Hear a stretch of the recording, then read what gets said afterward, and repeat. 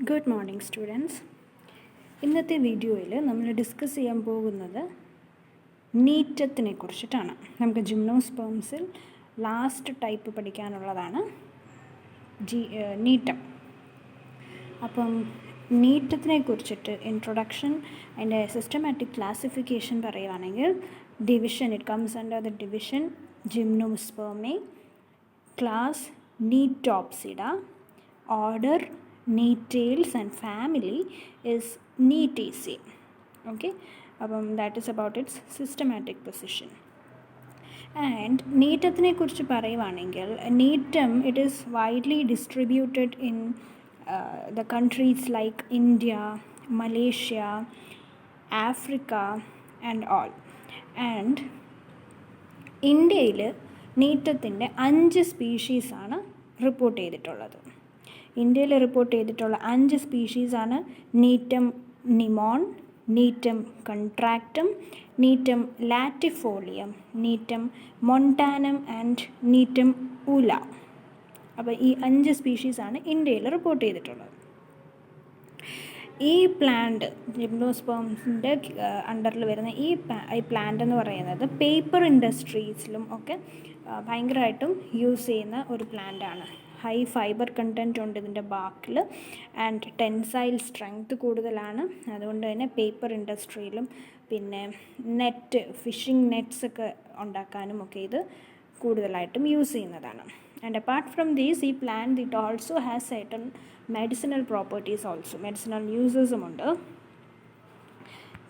Then coming to its characteristic, ഇതിൻ്റെ സ്പോറോഫൈറ്റിനെ കുറിച്ചിട്ട് പറയുവാണെങ്കിൽ എക്സ്റ്റേണൽ മോർഫോളജിയിൽ this plant, most of the species of Neetum, they are climbers ആണ് കൂടുതലും species. But in fact small shrubby അല്ലെങ്കിൽ ട്രീ ലൈക്ക് ഹാബിറ്റ് ഉള്ളതോ പാരസൈറ്റ്സും ഒക്കെ പ്രസൻ്റ് ആണ്. But most of them are woody lianas അല്ലെങ്കിൽ ക്ലൈംബർ കാറ്റഗറിയിൽ വരുന്നവരാണ് കൂടുതലും. പ്ലാന്റ് ബോഡി എന്ന് പറയുന്നത് സ്പോറോഫൈറ്റാണ്. ആൻജിയോസ്പേമിനെ പോലെ റിസംബിൾ ചെയ്യുന്ന പ്ലാന്റ് ആണ്. ദേ ആർ ദ ഏറ്റവും അടുത്ത റിലേറ്റീവ്സ് ഓഫ് ആൻജിയോസ്പേംസ് ആണ്.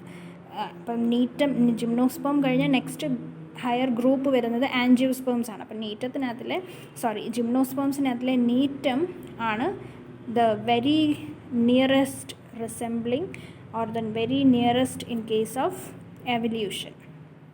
വളരെയധികം സാദൃശ്യമുണ്ട് ആൻജിയോസ്പേമായിട്ട്. അപ്പോൾ നീറ്റം കഴിഞ്ഞ് ജസ്റ്റ് ഇവോൾവ് ചെയ്തിട്ടാണ്, അവിടെ നിന്ന് ആണ് നമ്മുടെ ആൻജിയോസ്പേം ഇവോൾവ് ചെയ്ത് വന്നിരിക്കുന്നത്.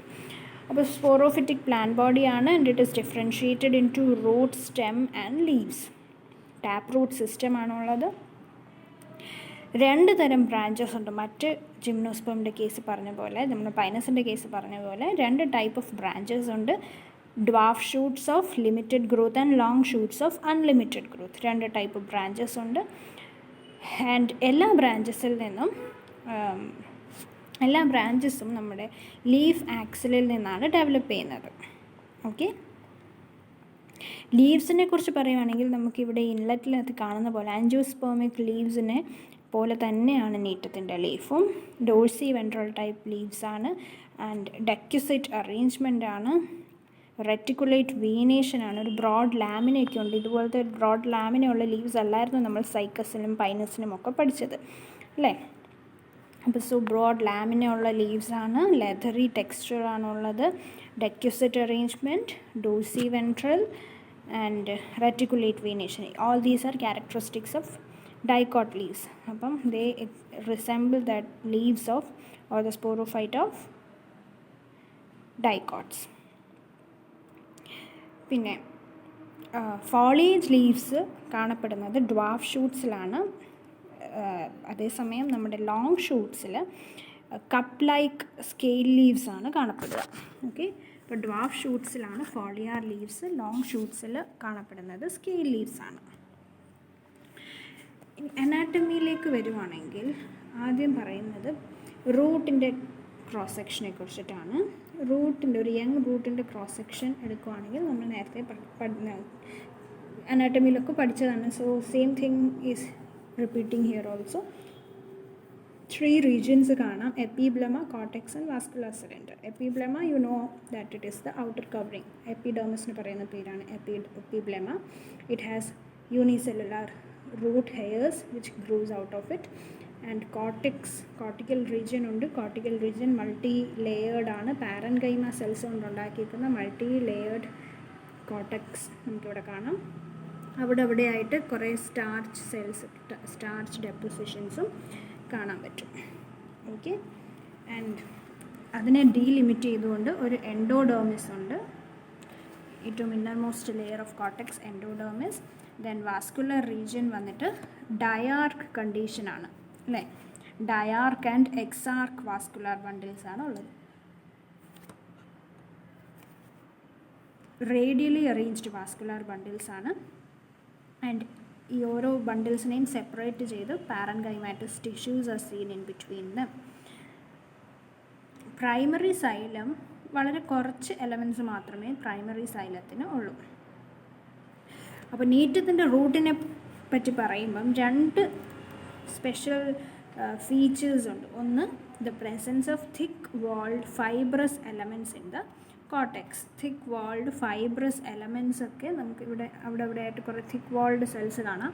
അതാണ് പറയുന്നത്. അപ്പോൾ thick walled fibrous elements are present in the cortex. And the second thing is cork cambium. It arises from the epidermis. Normally hypodermal cells ആണ്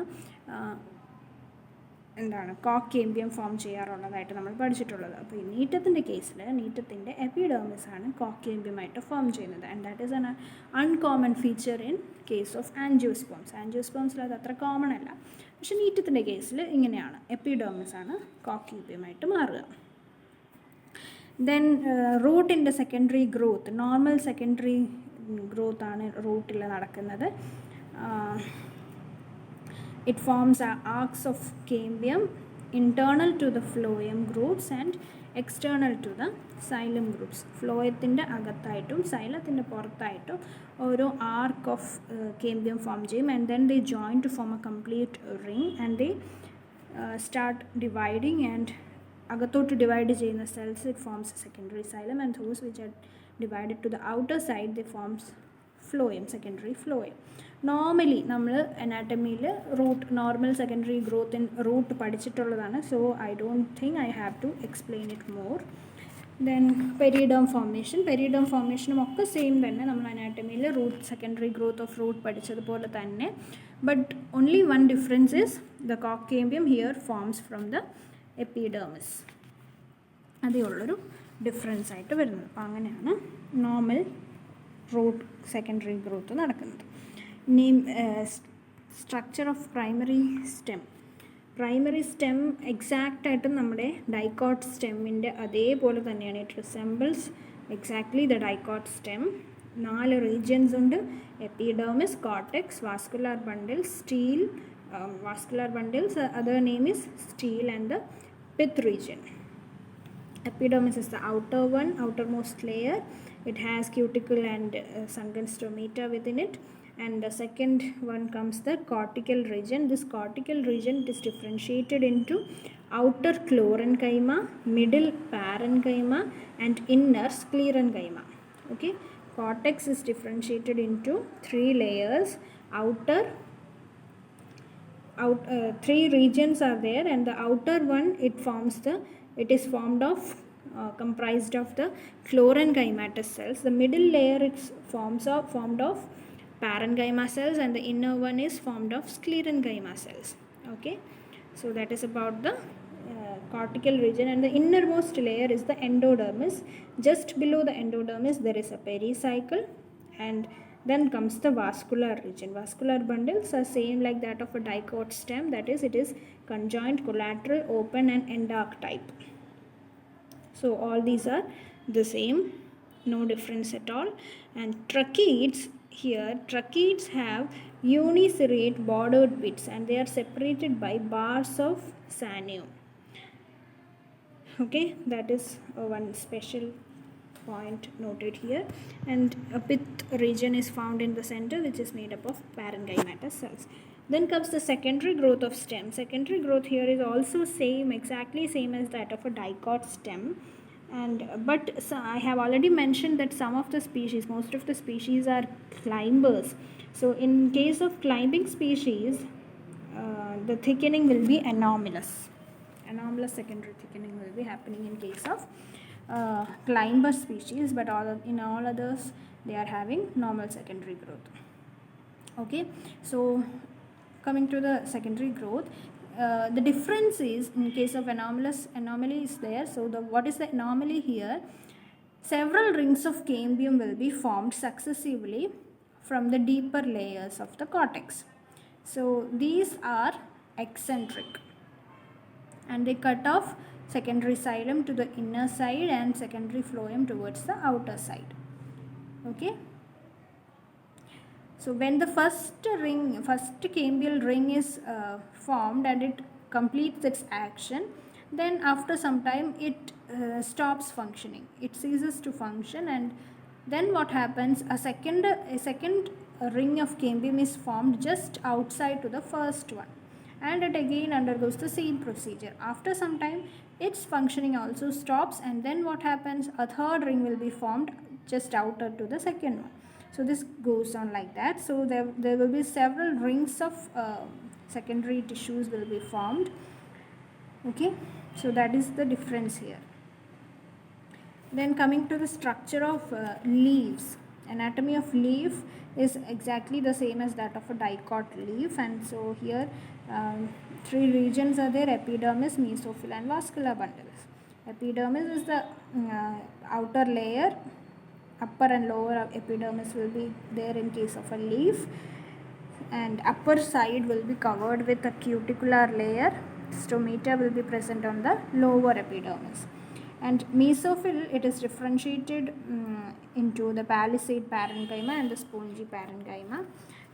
As you all know, the palisade parenchyma or the palisade layer, it will be having the cells of columnar shape. Columnar cells are there, and the spongy ones, they are of irregular oval shaped cells with large amount of intercellular spaces in between them. Okay, so vascular bundles, they consist of conjoined, collateral, and endarc vascular bundles with adaxial xylem and abaxial phloem, as the same as normal leaves in dicots. So that is all about the leaf anatomy.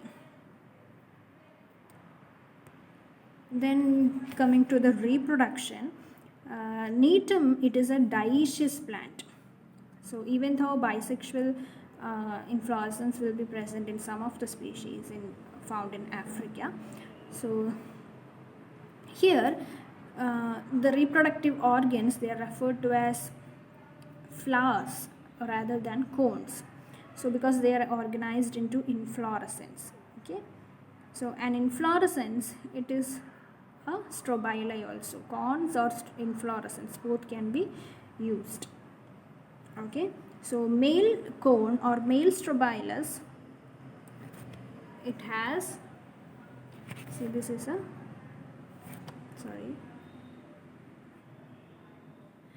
this is a male strobilus and the male flowers. So the male strobilus, it has a short and stout axis. You can see the stout axis here. This is a male strobilus with each of these axes, they are stout enough. So 10 to 25 whorls of bracts are present on at short intervals, and the bracts at each of the node, they fuse to form a cup-like structure, and these cup-like structures, they are called as cupules. Okay, so how are these cupules formed? They are formed by the fusion of bracts present at each of these axes. 10 to 25 bracts are there, they fuse to form a cup-like structure which is known as cupules. And from each of these collars, there will be arising several number of male flowers arranged in 3 to 6 whorls. and each of the male flower, they consist of two coherent bracts, or we can call it as the perianth. These are the perianths. Two perianths are there in each of the flowers, and this perianth, it encloses the unilocular anthers on a short stalk. And when it matures, when the flowers they mature, the stalk it elongates and the anthers get pushed out of the perianth sheath, and inside which they are having the microspores, and they are haploid in nature, and they will be dehisced and release the pollen grains. Okay, so these are the perianth, the two perianths. This is the stalk and these are the anthers. When in the immature condition, these anthers, they are found inside the perianth. When they mature, they see it is now inside the perianth, and when the flower matures, this stalk elongates and pushes the anthers to the outside, and they dehisce to release the pollen grains. And then coming to the female flowers. Here in case of female flowers, they also have stout axis with several collars. These are each of the one collar, two collar, three collar, fourth collar. So likewise, they are also having different whorls, and each one whorl it may contain 4 to 10 ovules in each of the collars. Female flower, it just consists of a stalk and an ovule. A stalk and an ovule. That is all about a female flower. The ovule, it is having a prominent nucellus, and which will be covered by envelope, 3-layered envelope. So that is all about the female flower. So this is how an ovule looks like. It has a nucellus and female gametophyte is there.